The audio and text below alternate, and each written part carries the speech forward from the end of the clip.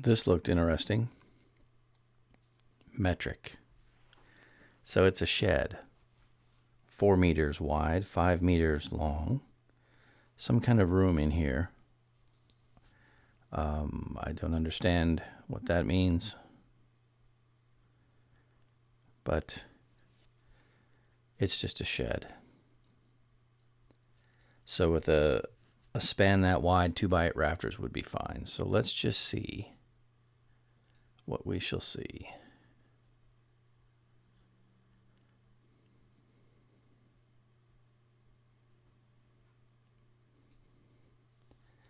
If it was me, I would do a 2x8 rafter, 2x12 ridge.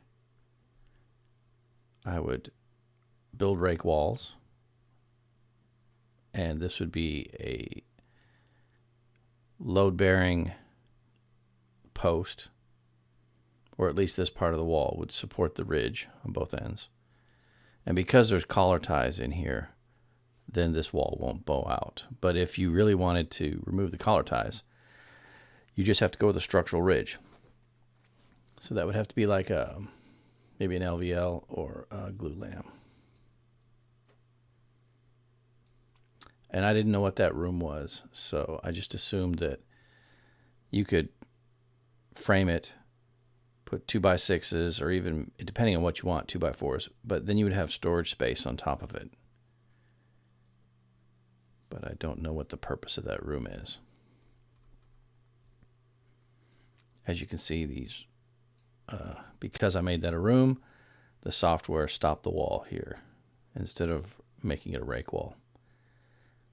And I wonder, you know what, let me do this.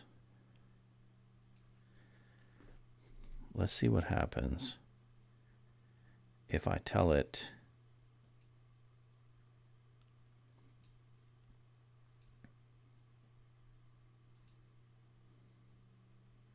I probably have to reframe that wall.